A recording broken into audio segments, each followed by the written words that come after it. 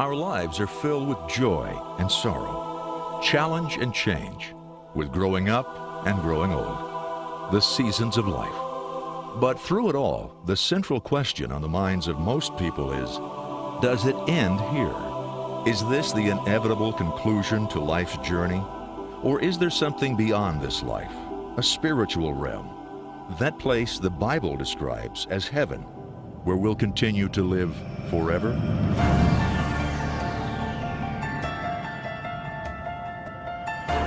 The questions are as old as humanity and as new as the latest scientific research.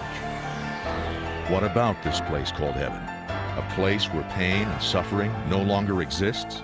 A place where we live with God Himself for eternity? Of course, our evidence for heaven must begin with the question of life beyond death. And while some may doubt that possibility, to others, it's not a question at all.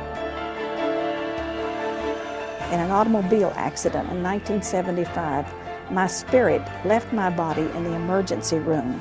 I experienced the warmth and the presence of God and the peace while I saw my body racked in pain on the emergency room table.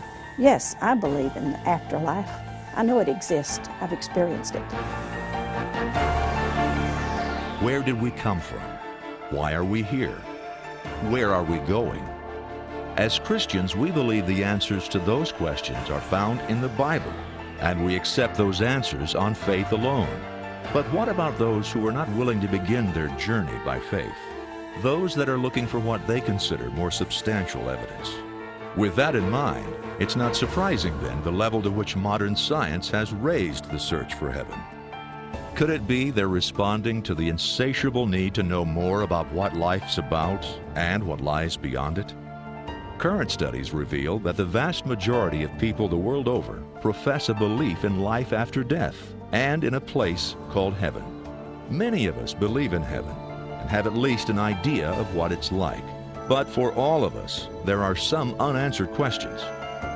This search for heaven will bring us face to face with research experts, Bible scholars and scientists who've been searching for the evidence that will provide critical answers, perhaps answers to some of your questions or questions others have asked you. Certainly, we believe that our destiny is heaven, but what are the biblical signposts that will guide us on the path of discovery? Are there spiritual proofs that can be tested objectively? If we find the borders of heaven, do we also discover the gates of hell?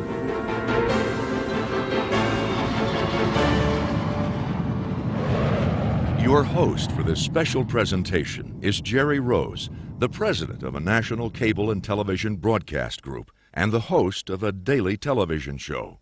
He's an ordained minister and has served for 3 terms as the president of the National Religious Broadcasters. And now, here's Jerry Rose. In the beginning, God created the heavens and the earth. These first words of the Bible establish God as the eternal creator of all things, including heaven and earth. And from that beginning, right through to the book of Revelation, there are many references to heaven. Deuteronomy tells us heaven, even the highest heaven, belongs to God. And it was from heaven that God's voice was heard at the baptism of Jesus. Elijah went up in a whirlwind to heaven.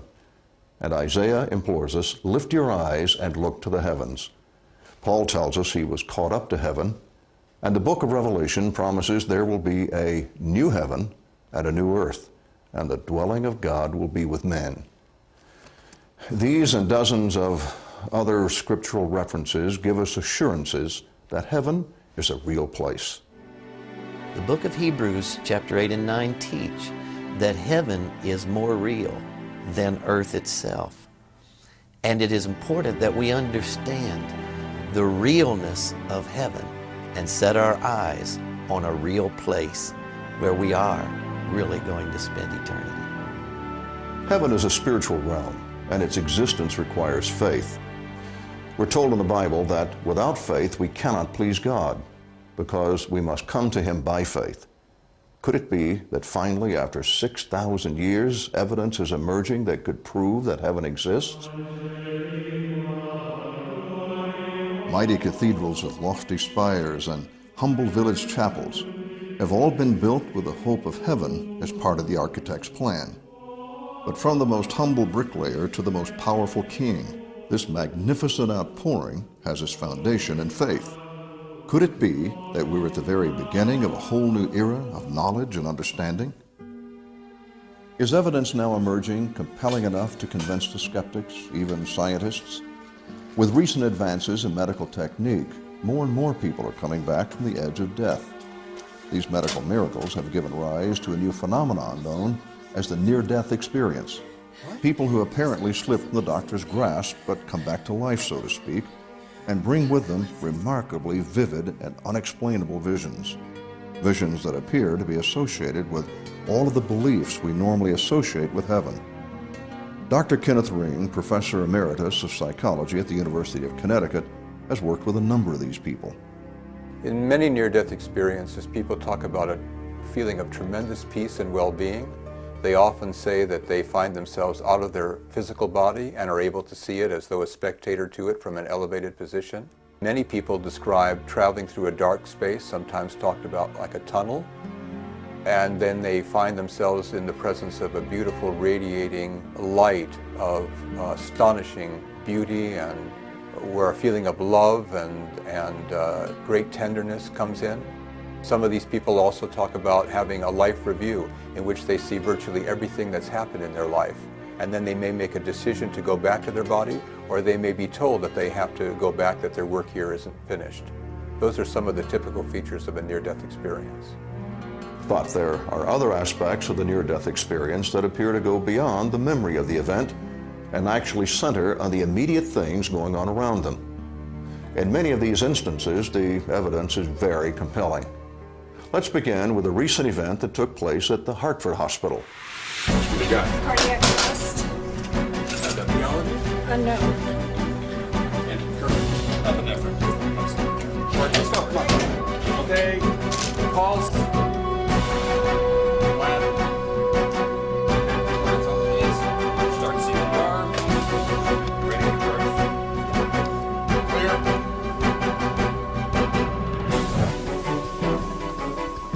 Flap, resume CPR. In spite of heroic efforts, eventually even the best physicians are forced to just give up. But in this particular instance, the patient apparently didn't. According to all medical and physical science, what happened in this particular emergency room was, well, impossible.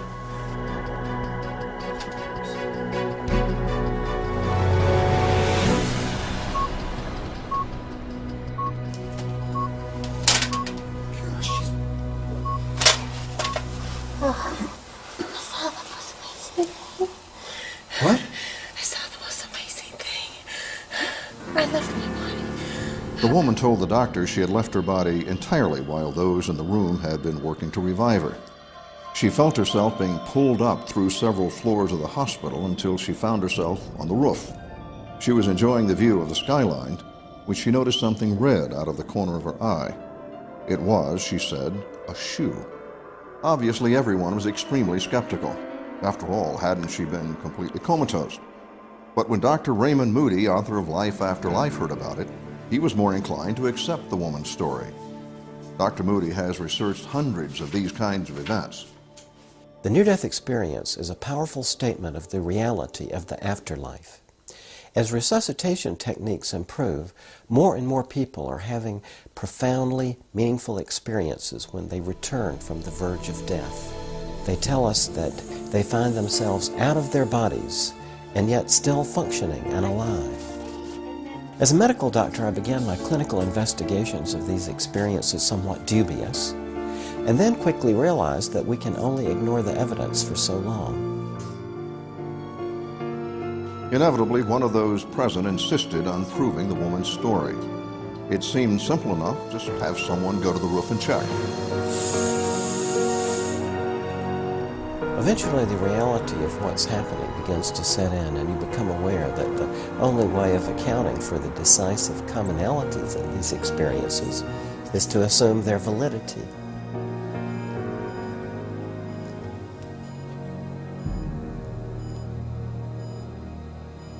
That's the shoe. That's the red shoe. Under any circumstance, it seems highly unlikely that a woman brought in on the ground floor in a coma could have had any knowledge of a red shoe on a roof. But it takes more than anecdotal evidence, even this convincing, to achieve scientific credibility.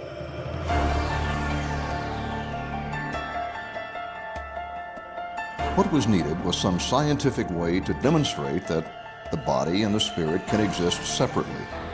That discovery would provide strong evidence for life after death. But how could that be done? Sometimes answers come from unlikely sources. In this case, the unlikely source was a woman named Pam Reynolds. A stunning array of scientific instruments and measurements were in place at the very moment of Pam Reynolds' death. The results were astonishing. At age 35, Pam was diagnosed with a life-threatening brain aneurysm. Her only hope was a very unusual operation. In order to fix the problem and to save her life, doctors would have to drain the blood out of Pam Reynolds' head.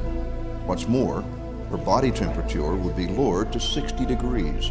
Her heartbeat and breathing would stop completely, and her brain waves would be flattened. Doctors who perform this intense procedure have nicknamed it standstill, because for all intents and purposes, Pam Reynolds would be dead. But what happened was so thoroughly unique and unexpected, Dr. Michael Sabin, a cardiologist and the author of Light and Death, made an extensive evaluation of the Pam Reynolds experience. The process of death, scientifically, now is known to be a process and not a point in time. It starts with normal waking reality and ends up in irreversible death. During this process, the body dies at different rates. The problem we have as scientists and physicians is to determine when the brain is actually dead, i.e. when the person is actually dead. In the case of Pam Reynolds, one of the surgeon's main concerns was seizure activity, which could prove deadly during such a delicate procedure. To guard against this and other complications, Pam's brain and body were extensively instrumented and monitored, which makes what happened next even more intriguing. Pam told the doctor she left her body and became a spectator to what they were doing to her body. Later, she was able to describe people, procedures, and even medical instruments she could not possibly have seen. Pam Reynolds had a very deep near-death experience at the time that she had documented no brainwave activity, no brainstem activity, and actually the blood had been physically drained from her head at the time. So this eliminates the possibility that this was a seizure phenomenon, because during her experience she had no seizure activity on the EEG. In addition, she had plugs in both of her ears, and so she could not have physically heard what was being discussed in the operating room during this surgical procedure, and she could recall the accurate discussions that were going on between the surgeons at the time that she was having her experience. Remember, every bodily reflex was being monitored. She was in a profoundly inactive state. But Pam Reynolds somehow was able to describe a particular surgical tool in amazing detail. A tool which she would later say looked like an electric toothbrush with a dent in it. She even noticed that the tool had interchangeable blades and that these were kept in something that she said looked like a socket wrench case. How could Pam Reynolds have described with such amazing accuracy the details of what took place in the operating room when she was, according to all monitoring devices, dead? Dr. J.P. Moreland, professor of philosophy at Bible University, finds this kind of experience compelling. The most provocative evidence for heaven from near-death experiences seems to me to be cases where people come back from near-death experiences and they have information there's no way they could have had if they had just had a physical experience while on an operating table. For example, some people come back and they're able to recount conversations that their relatives have had 5 blocks away from the hospital. In other occasions, people have actually had experiences of objects on the hospital roof or somewhere else, where when people go to investigate whether those experiences were real, they see the objects just as the people saw them. In other occasions, people have met dead relatives that died about the same time the person died in the near-death experience. And they came back and reported the death of a relative that no one there in the operating room knew about. Now, this provides pretty strong evidence that something more is going on than just a lack of oxygen to the brain. The Pam Reynolds experience would seem to add one more bit of evidence that the spirit lives on when the body dies. But lives on where? Where does that spirit go? Are we any closer to identifying the place those spirits might reside? Perhaps we're getting closer to heaven.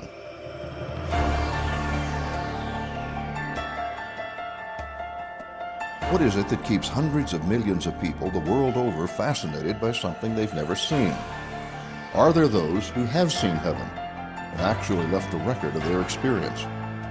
Is this notion of a near-death experience, or NDE as it's widely referred to, a purely modern phenomenon, or does it have some historical, even biblical roots?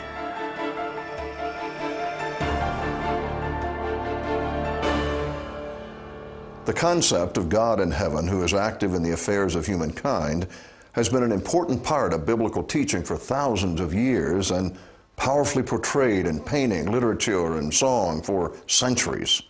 Interestingly, although different faiths vary slightly in their concept of heaven, all of them focus on the ideas of peace, serenity, and some sort of justice or retribution. These concepts seem to bridge all societal norms. According to a recent Gallup poll, over 70% of those polled believed in the existence of a heaven of some kind. Strong evidence indeed for the power of ideas. Or could it be the idea of a powerful God?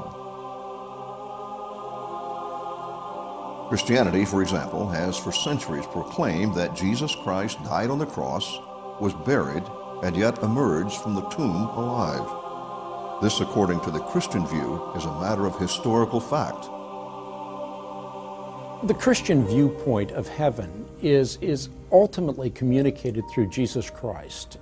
Jesus Christ, who is God in human flesh, who demonstrated that he was God through the immutable fact of the resurrection. So his opinion is infinitely better than my opinion or anybody else's opinion, because Christ is the creator of the cosmos.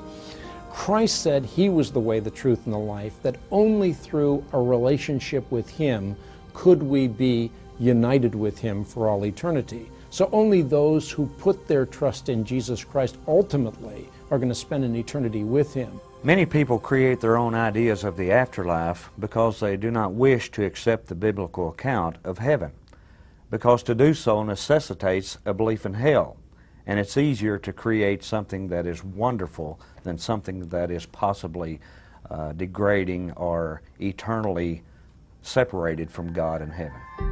Traditional Judaism also firmly believes that death is not the end of human existence.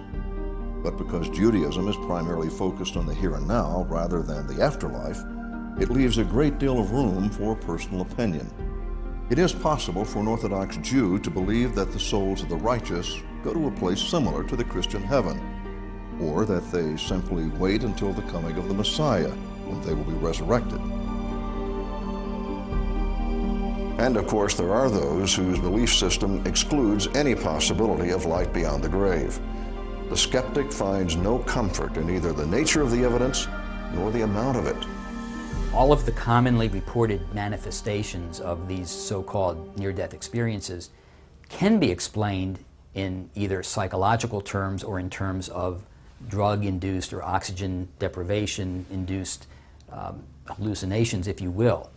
I can understand how someone inclined to believe in an afterlife and in heaven might interpret their experiences that way, whereas someone not oriented to that belief might be perfectly happy with a more normal explanation. But can these remarkable near-death experiences be explained away simply as psychologically conditioned responses or hallucinations? There are those who disagree. One of the medical explanations for near-death experiences is called hypoxia. And this has to do with the idea that when you die, your brain is deprived of oxygen.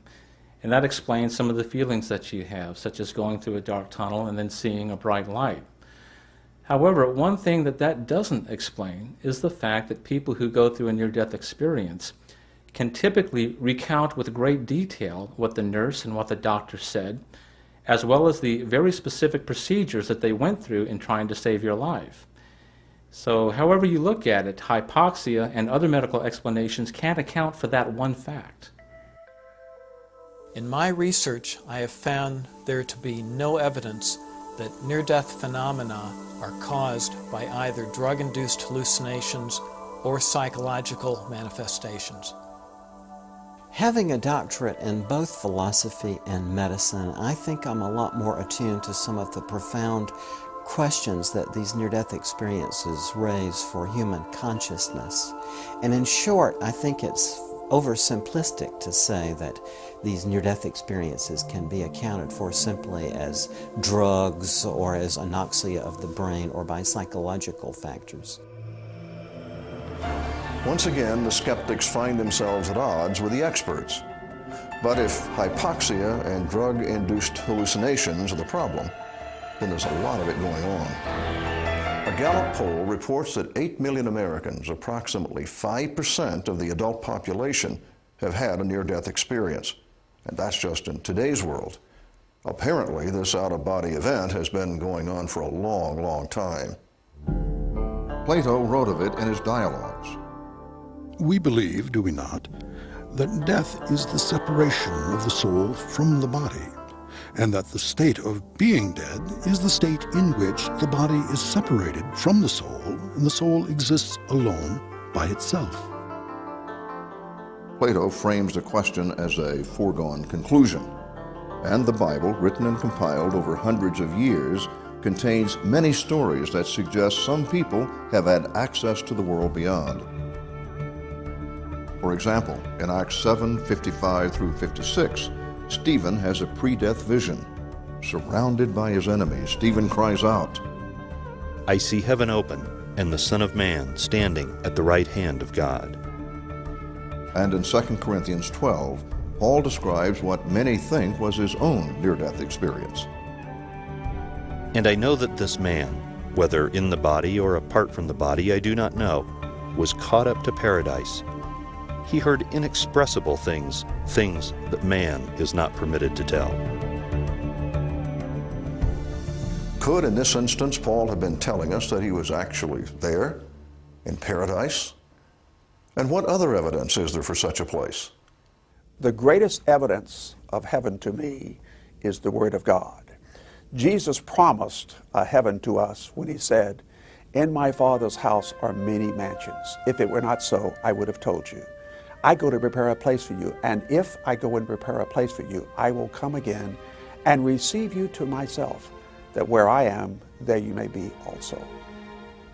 The Bible teaches that heaven is a real place for real people who will spend a real eternity there with the Lord, enjoying all of the pleasures and benefits that have been promised by God himself. Some believe we'll be like Casper the Ghost in heaven, sitting on a cloud playing a harp, but that's not it.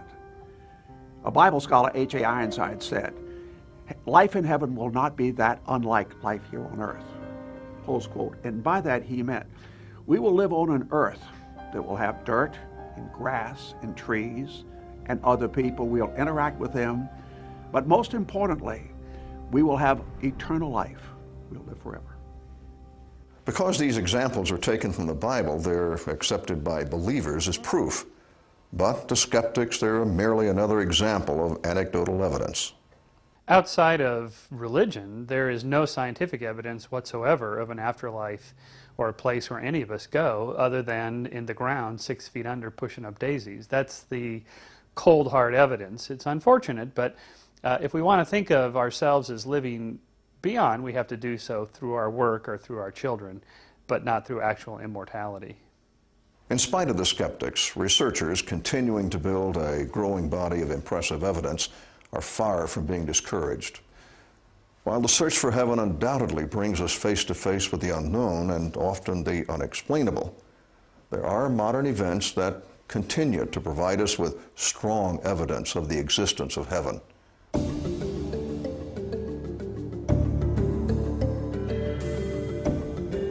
The fact is, new clues in the search for heaven are being uncovered even in the halls of science. The most provocative evidence that comes from near-death experience is the fact that when you're having these experiences, you are doing things you can't do in your normal, everyday, waking bodily life. For example, you can fly, or you can travel instantly from one place to another place. To me, this is indicative of the heavenly realm.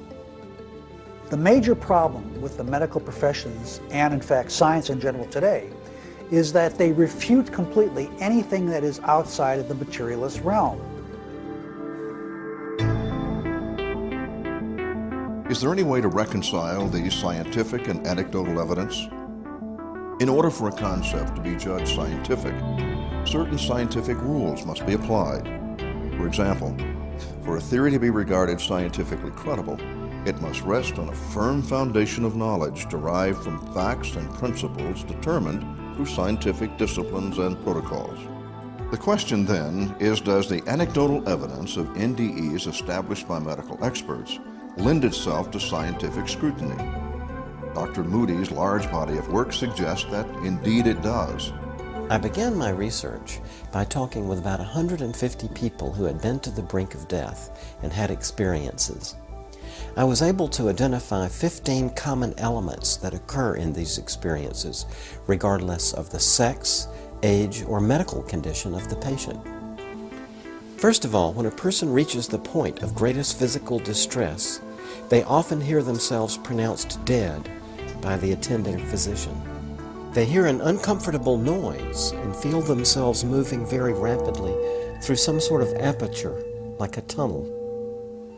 They find themselves outside of their bodies, watching the resuscitation attempts like a spectator. Soon other things begin to happen. Others come to meet them. They say that they glimpse the spirits of relatives and friends who have already passed away. And they find themselves welcomed by a love that's beyond anything they have ever known. At some point, a being of light and love appears and asks them questions and enables them to review a panorama consisting of every event of their lives. And then at a critical point, they are told that they must go back to Earth. Interestingly, in all cases the person wants to stay, but for various reasons is required or chooses to come back. And all of them, upon their return, report a complete loss of any further fear of death.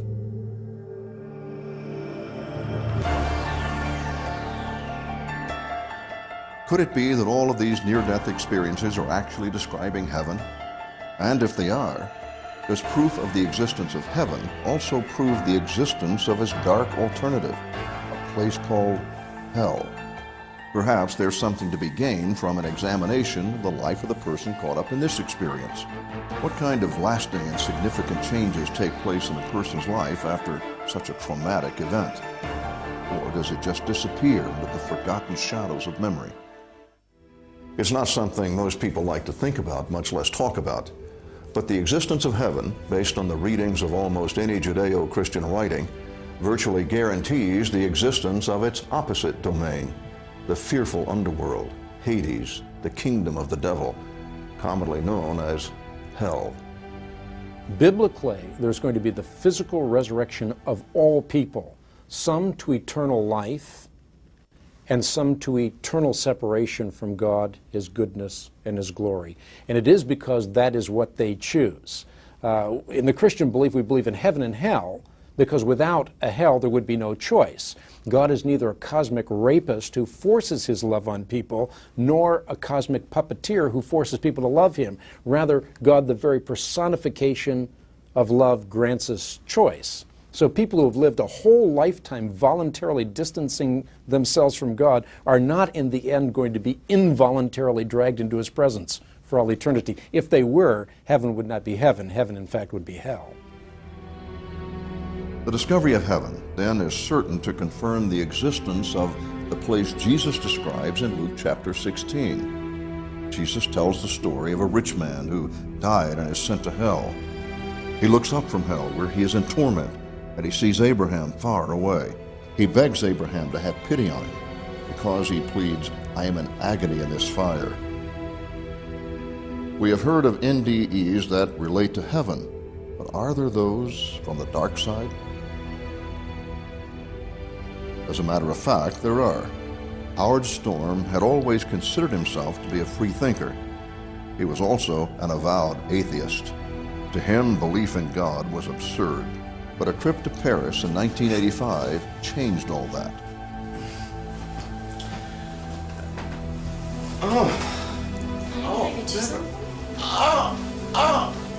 Honey, Howard?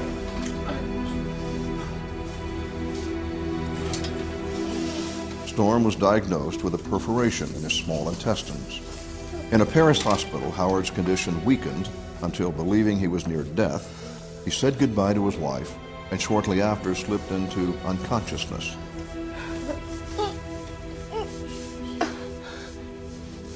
When I opened my eyes, I found myself standing next to the bed, and I thought, this is impossible, because just moments before I'd been dying.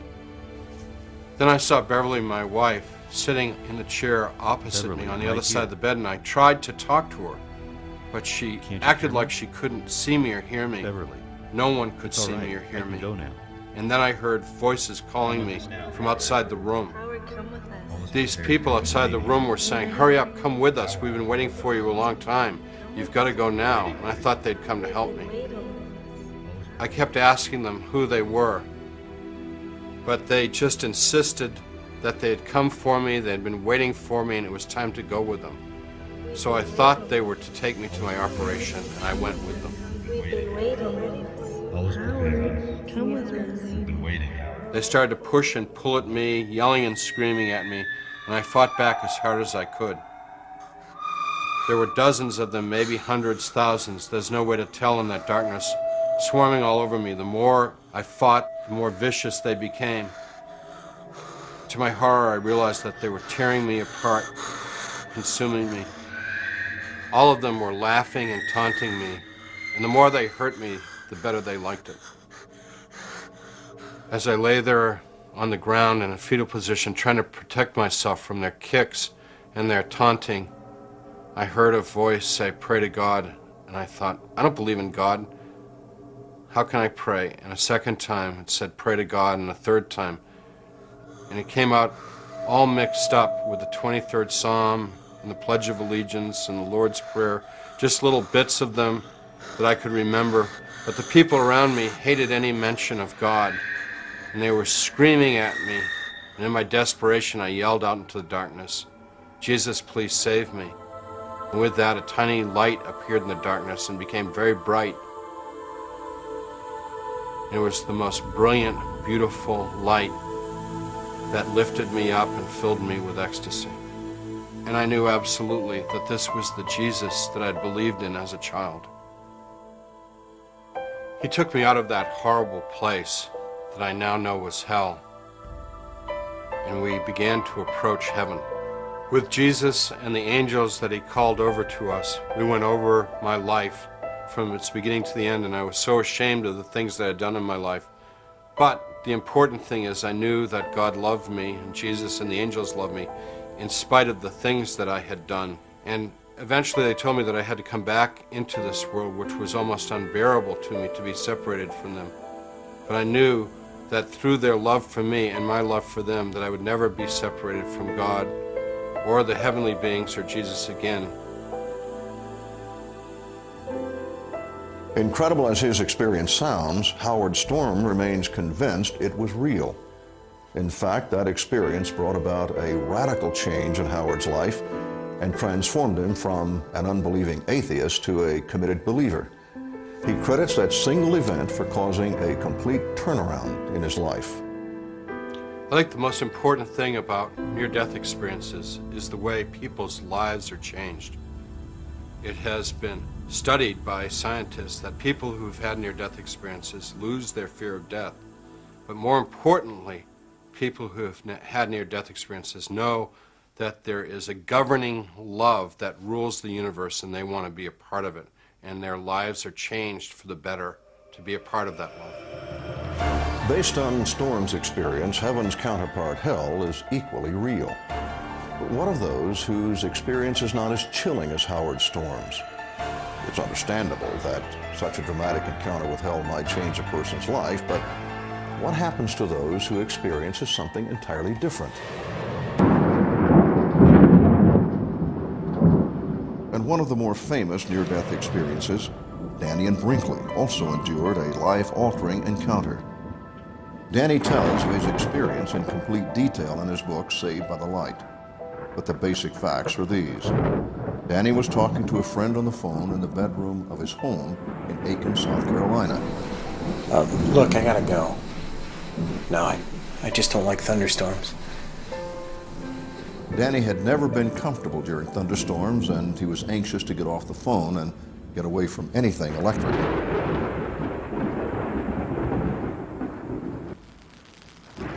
Suddenly, there was an explosion in his ear. Danny was jerked out of his shoes and hurled back into the bed, his body shattered almost beyond recognition. Danny remembers leaving his body and watching as his wife Sandy tried to keep him alive with CPR. Once he dropped back into his tortured body, but not for long. Soon he was out again, watching the medical technicians desperately trying to save his life.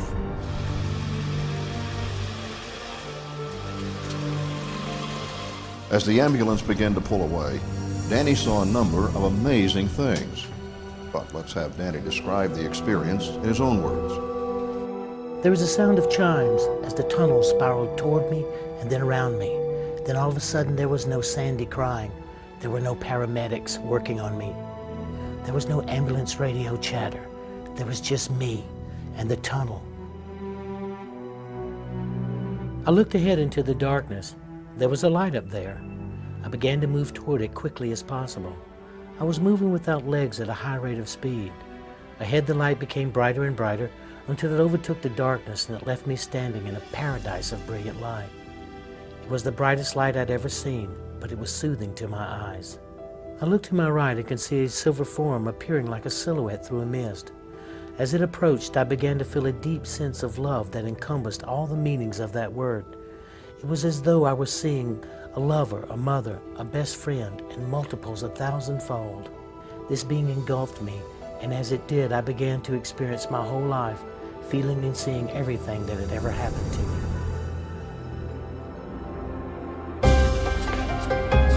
Suddenly, Danny was back at the hospital, looking down at the frantic scene in the emergency room. The ambulance attendants had done their best to try and revive him, but they had given up. And now as he watched, the doctors finally gave up and pulled the sheet over his head, pronounced him dead, and pushed the gurney out into the hallway. The next stop for Danyan was the morgue.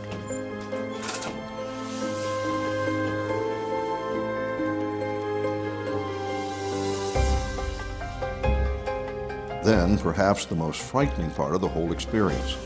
Suddenly, he was back in his body, under the sheet, looking up at it with tortured eyes.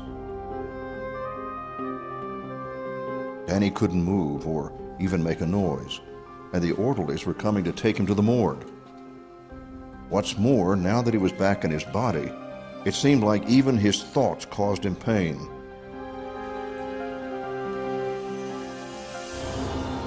He saw shadows through the sheet and hoped they would notice, because he did the only thing he could do. He blew on the sheet from underneath.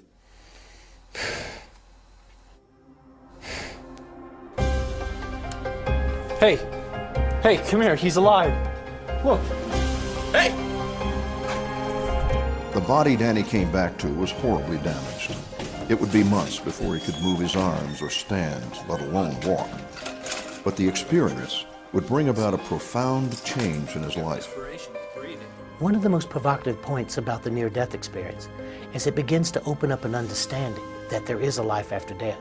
Not only is there a life after death, there is a system by which we leave this world to enter that one. And the more we study that, the greater the opportunity to lift the veil so that we know that there is not only this life, but a life after this one. From my personal experience, I know there's a life after death. Why? I've had 3 of these experiences, 1 death experience and 2 near-death experiences. Struck by lightning in 1975, declared clinically dead for 28 minutes. Collapsing of heart failure and having emergency open heart surgery in 1989. And then having to have emergency brain surgery in 1997. All complications from being struck by lightning. There is a life after death, a wondrous, glorious place that awaits us. The near-death experience begins to truly open the door where science and medicine can begin to look at life after death and if there is a heaven. But personally, after going through 3 of these experiences, I'd like to say this. If you don't believe there's a life after death, you're missing the greatest part of your own life. From that day to this, Daniel Brinkley has devoted his life to helping others. His Compassion in Action organization gives hope and understanding to hundreds each year. For both Howard Storm and Daniel Brinkley, a profound experience with both heaven and hell brought about life-altering changes that brought them close to God and motivated them to share God's love and compassion with others.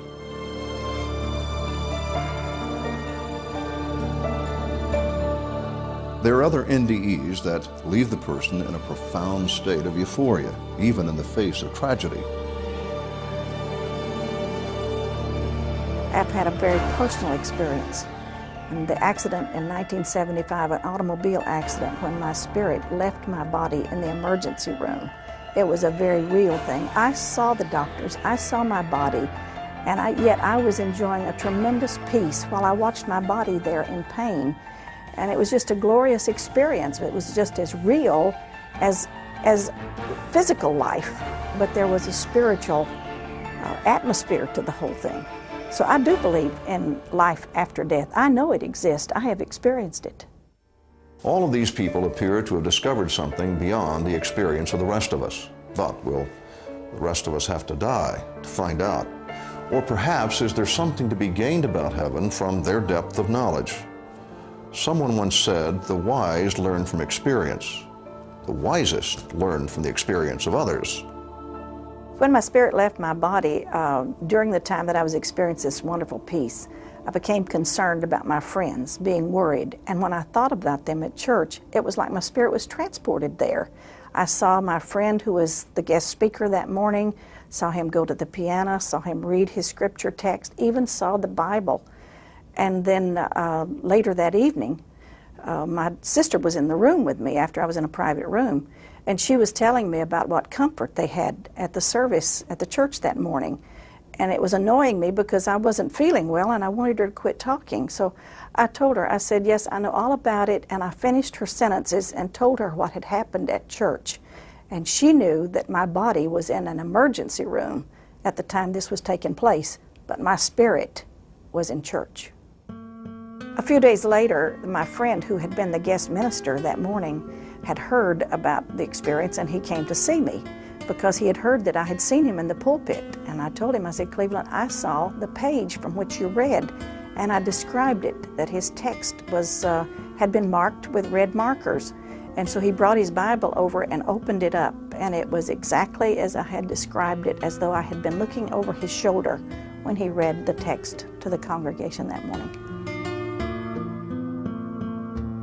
Can the mystery of heaven and the life hereafter only be found then through faith in God? Without Jesus Christ, Son of God and Savior, there is no heaven for anyone. He is the way, the truth, and the life. In my experience, and I think in your experience too, there's a longing for heaven deep in our heart. No one longs for extinction. Everybody longs for fulfillment and happiness. I believe that that longing for fulfillment and happiness beyond this world is itself a pointer to heaven, and everybody has it deep inside them. The religious beliefs of people do influence, most definitely, both their belief about heaven and the reality of heaven for them.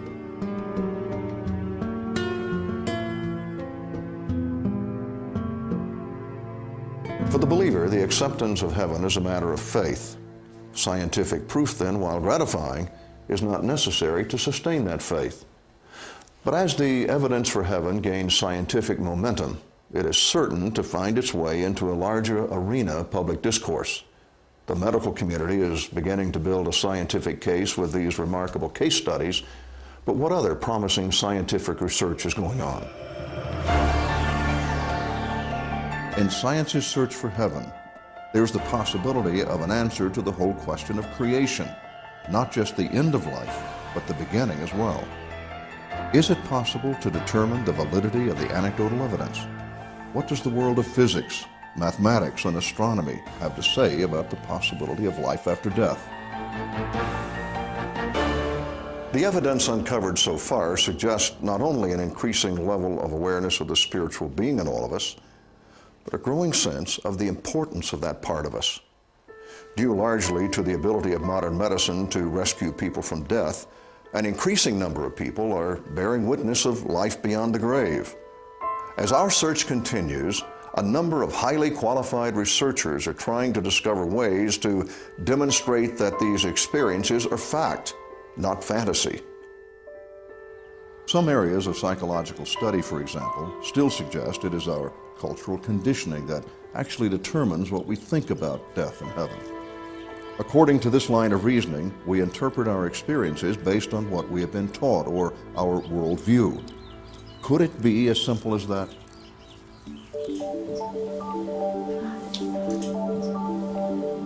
Dr. Kenneth Ring, the author of Lessons from the Light and Heading Toward Omega, decided to tackle that notion head on the assumption that if cultural conditioning actually sets the stage, so to speak, for the clear and vivid images of a near-death experience, a blind person, particularly someone who has been blind from birth, would have a very different experience.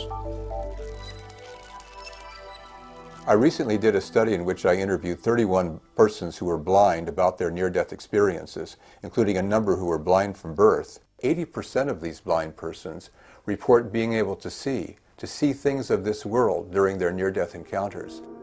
When people talk about near-death experiences and describe them in heavenly terms, they often talk about a realm of tremendous dazzling light, of supernal beauty, and a feeling of total unconditional acceptance and love. I think one effect of having interviewed so many people about their near-death experiences on me personally is that it's made me feel a lot more comfortable about death. I think death is, I wouldn't say it's something to look forward to, but I don't think we have to have anything to fear in the moment of death itself, however painful the process of dying may be. Again, I think the near-death experience is a dying experience. It's not an after-death experience. These people are not going to heaven and hell and coming back and telling us what it's like. I do think that it's a powerful spiritual experience during the dying process. It's on the road, but it's not actually there. So it suggests that there is a spiritual realm that's leading somewhere, but exactly where is not what the near-death experience is going to tell us. The Apostle Paul tells us to be absent from the body is to be present with the Lord. What's going to tell us where we're going, where heaven actually is, and how we go about getting there? Are near-death and out-of-body experiences the only tangible evidence of the road to heaven? Besides near-death experiences, there are two pieces of evidence that indicate the reality of heaven. First, there is considerable evidence that God exists, and if God exists, it's quite likely that there is an afterlife, because He would not create people and then snuff them out of existence. Secondly, there is solid historical evidence that Jesus of Nazareth actually rose bodily from the dead. If that is a historical fact, as I believe the evidence indicates, then He has been to the afterlife and come back and told us what it's like. He can speak with authority, therefore, because He has actually seen it since He rose from the dead Himself. The most provocative evidence that we have that there is a heaven is what God's Word says about it. Heaven cannot be proved scientifically, so we have to have faith in what God said in His Word. From the Christian point of view, of course, faith is the most important factor. But accepting that, what about scientific progress? What kind of interest is there in the scientific community? It may come as a surprise to many that from the late 17th century until today, there have been many highly respected scientists who have been working to prove that immortality is a natural physical phenomenon, and its study is in fact a branch of physics. J.J. Thomson, who discovered the electron, is among that group, as is Thomas Alva Edison. And one of the world's lesser-known but most prolific scientists and inventors, a man by the name of George Meek, gave up a highly profitable career and sold most of his businesses in order to pursue his quest for the possibility of a life hereafter. Long recognized as a brilliant American scientist and inventor with scores of industrial patents, George Meek, at age 60, retired and began 25 years of intensive research into life after death. He traveled the world to locate and to establish research projects with top medical doctors, psychiatrists, physicists, biochemists, ministers, priests, and rabbis. In 1987, he published the conclusions of his quarter-of-a-century research. For the first time in 8,000 years of recorded history, we can say with certainty that our mind, memory, personality, and soul will survive physical death. But if our soul survives, is there any research to tell us where it will be? Dr. R.C. Sproul thinks he may have an answer. When we talk about the whereness of heaven, I believe that it is a place, but it's a different kind of place. It's a place that crosses a dimension, a dimensional barrier, which in terms of our concept of dimensional space, it could be right here, it could be right next door, but into another realm, beyond, transcendentally beyond the three-dimensional type of reality that we experience normally. The Bible teaches that heaven is in the northernmost part of the universe. Isaiah talks about Lucifer leading a rebellion against God in the sides of the north. Job 26 talks about heaven, God making heaven and stretched it over an empty place. Scientists know there is a hole in the northernmost part of the universe. Perhaps heaven is just beyond that, about 21 billion light years away. But whether heaven is right next door or beyond our gaze someplace out there in the sky, we can be sure it's there. If, for example, it's been proven, as George Meek suggests, that we live on after physical death, the clear implication is that there must be a place, a geography for heaven. Could it be that we must become as a little child to find it? Dr. Melvin Morse, a leading world authority on dying children, described himself as an arrogant critical care physician with an emotional bias against anything spiritual. But that was before he began a series of scientifically based studies of dying children. He found that many others had already arrived at the conclusions he would soon come to. Good. Well, then that's what we'll do. Okay. All right, thanks. You bet. When I review the medical literature, I think it points clearly to scientific evidence that something survives human death. This evidence includes case reports, reviews of the existing scientific literature, as well as direct experimental evidence, all causing a growing body of evidence in the scientific community, making it respectable to speculate that something survives human death. I think the message of the near-death experience is that there is something there other than our physical reality. There is a spiritual realm. I also think that there's the message of God. There is a God there. It's similar to the general revelation that we see in the first chapter of Romans that Paul wrote in the New Testament, that the law of God is written on the hearts of all men. And I think that the near-death experience is bringing that to the person's awareness at the time they're in the process of dying. Some people have come to me with a question, isn't there some middle ground between skeptics and believers in certain religions about this issue of heaven, or hell for that matter? My point of view is there is absolutely no middle ground. Either heaven exists or it doesn't exist. The important thing is to find out, if it does exist, what is necessary, what's involved, and what authority do you use to know that it exists. When you go to the Bible and you look at the 668 historical prophecies, all shown to be true, that gives you some confidence that any future activities, such as life after death and heaven, would also be true. Among a growing group of scientists who seem to be accepting of the notion of an eternal spirit is Dr. Stephen Hawking, widely regarded as the most brilliant scientific mind of this or perhaps any age. In what many regard as a complete turnabout, Dr. Hawking, in his book The Theory of Everything, The Origin and the Fate of the Universe, writes, It would be very difficult to explain why the universe should have begun in just this way, except as the act of a God who intended to create beings like us. The whole history of the universe can be said to be the work of God. However, if we do discover a complete theory, it should, in time, be understandable by everyone, not just a few scientists. If we find the answer to that, it would be the ultimate triumph of human reason, for then we would know the mind of God. At long last, the discussion is out on the scientific table. And Hawking is not the only scientist who has opened his mind to the intriguing possibilities of a world that was created especially for immortal life. Nobel Prize-winning biochemist Francis Crick states, "The origin of life appears to be almost a miracle.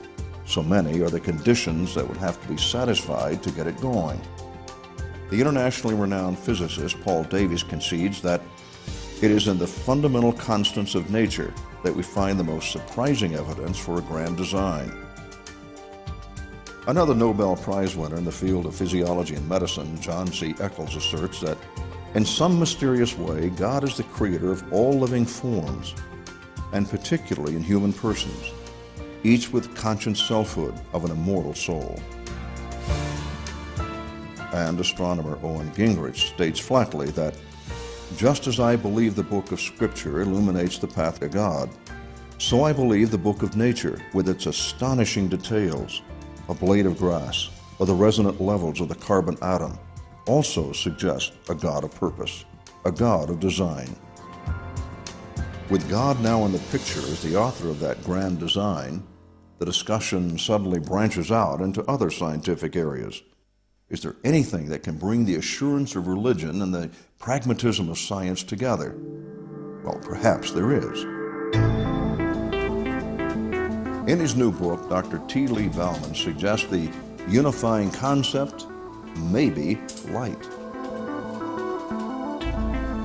In my research, I have tried to look closely at the latest information on near-death experiences, at the latest thinking in quantum physics, at new interpretations of information from the Bible, as well as the mysterious, fascinating nature of light. Other researchers, notably Drs. Moody and Morse, have found light to be the keynote event, the element that always leads to a transformation in their lives. But the question is, why light? Why not darkness? Physiologically, isn't death a descent into darkness? Yet Daniel Brinkley and almost all others who have experienced near death see light. Why? The fact is, there is no rational medical explanation for this occurrence. Einstein, however, showed us in the flow of light the corollary of the eternal now. Today, more scientists are recognizing the significance of the electromagnetic radiation that pervades our daily lives, including light. Incredibly, physicists have performed experiments that even suggest light is conscious. That is to say, in these experiments, light appears to be capable of making decisions. If a relationship possibly exists between light and a supreme being, perhaps it manifests in ways that have already been revealed to those who over the centuries have been believers in God. Scripture abounds with references that are especially meaningful in this new context. In Psalms 104 we read, "O Lord my God, thou art very great. Thou art clothed with honor and majesty, who coverest thyself with light as with a garment." John chapter 8 verse 12 says, "Again Jesus spoke to them, saying, I am the light of the world. He who follows me will not walk in darkness, but will have the light of life." And in 1 John chapter 1 verse 5, a clear testimony is given. "This is the message we have heard from him and proclaimed to you, that God is light, and in him is no darkness at all." This barely scratches the surface of both the Old and New Testament references concerning God manifesting himself as light. The Bible is replete with references to light, its power and function. Could it be that science, after all these years, is about to write a preamble to the book of Genesis? In a universe teeming with all kinds of interstellar activity, it seems odd that critics and skeptics still maintain that there is nothing out there except empty space. But then critics and skeptics have been known to be wrong. Prior to Christopher Columbus, the experts believed the world was flat. And even in a more sophisticated world, many skeptics still didn't get it. Too many of them, even to count, stated that it was ridiculous to suggest that television waves could produce a picture. Historically, someone inevitably comes along to puncture the balloon of scholarly consensus. Given that reality, could it be that we've been looking for heaven in the wrong place?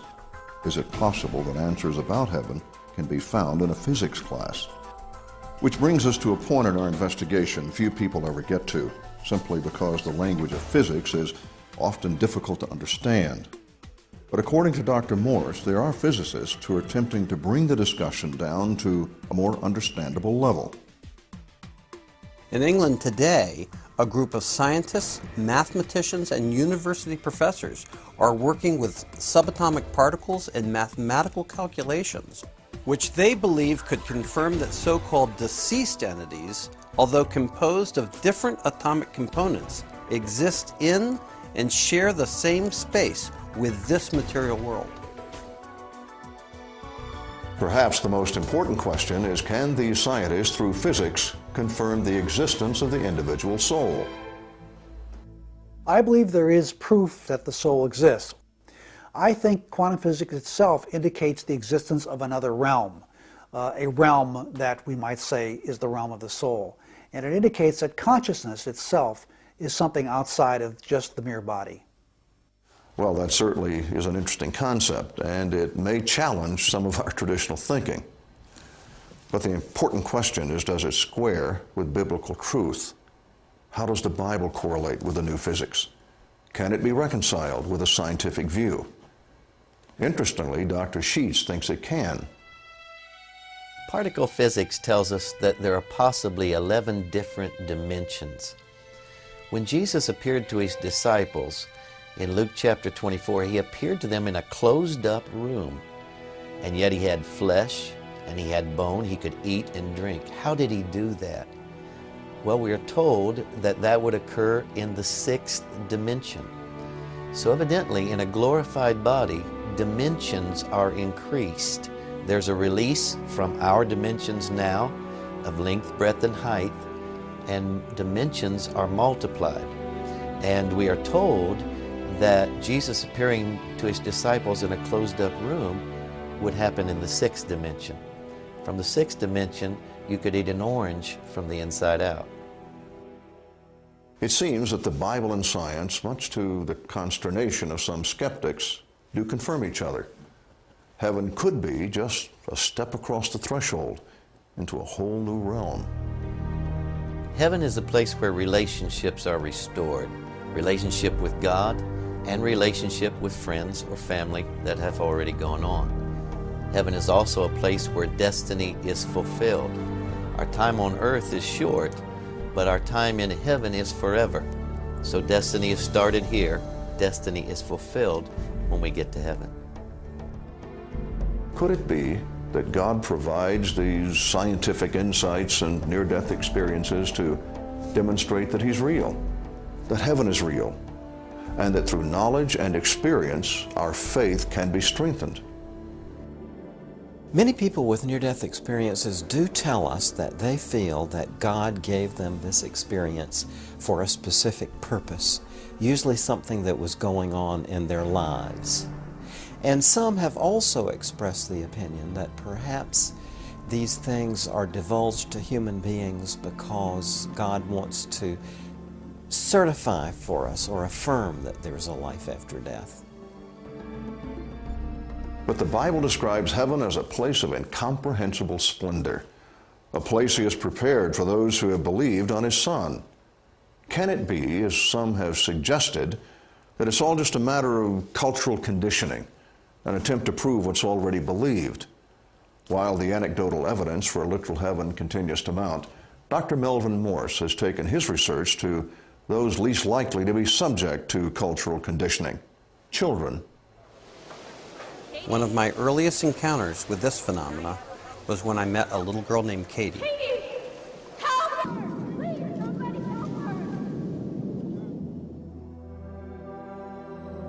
I was looking down at her lifeless body, wondering if there was any way that she could be saved. The CAT scan showed massive swelling of the brain, no gag reflex, and an artificial lung machine was breathing for her.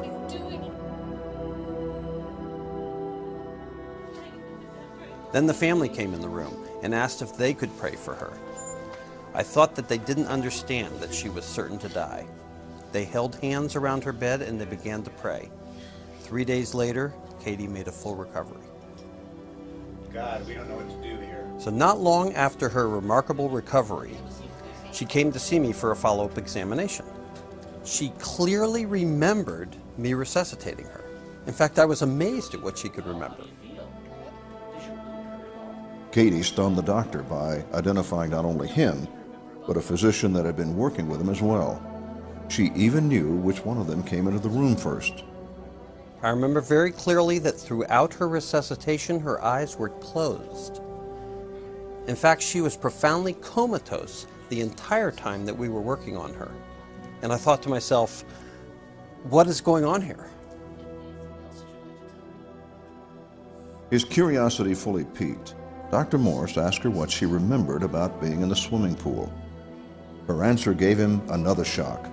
Her innocent response was, "You mean when I met Jesus and Heavenly Father?" She didn't say anything more at the time. Maybe it was the shocked look on my face, maybe she was embarrassed, but I brought her back for a follow-up interview. And at that time, she told me more of the details when she was taken up to heaven. She said that Jesus told her that it was time for her to go home. And she said, no, I want to stay here in heaven, and I'm having fun. And he then asked her, but don't you want to see your mother? And at that point, she returned to what we call consciousness. Did Katie actually get a glimpse of heaven? Few would argue that children like Katie have the capacity to make up such unique and detailed stories. Katie's experience certainly has similarities to many of the other NDE stories. But do all or any of these near-death experiences bring us any closer to a testimony of our own about the truth of heaven? Based on the testimony of those who say they have been there and come back, both heaven and hell are very real places. In the meantime, various sciences are testing the concept of life after death and the location of heaven against the theorems of quantum physics. While the most comprehensive and far-reaching of all modern studies states unequivocally that it can now be stated with certainty that life continues, the only question that remains is, will the evidence be believed? When Christ was on earth, he performed miracles in order to confirm who he was. He raised Lazarus from the dead. He changed the water to wine. With a touch, he healed those with leprosy and brought sight to the blind. By the power of his word, he calmed the storm and walked on the surface of the Sea of Galilee. In John 20, verses 30 and 31, we read, Jesus did many other miraculous signs in the presence of his disciples, which are not recorded in this book. But these are written that you may believe that Jesus is the Christ, the Son of God, and that by believing you may have life in his name.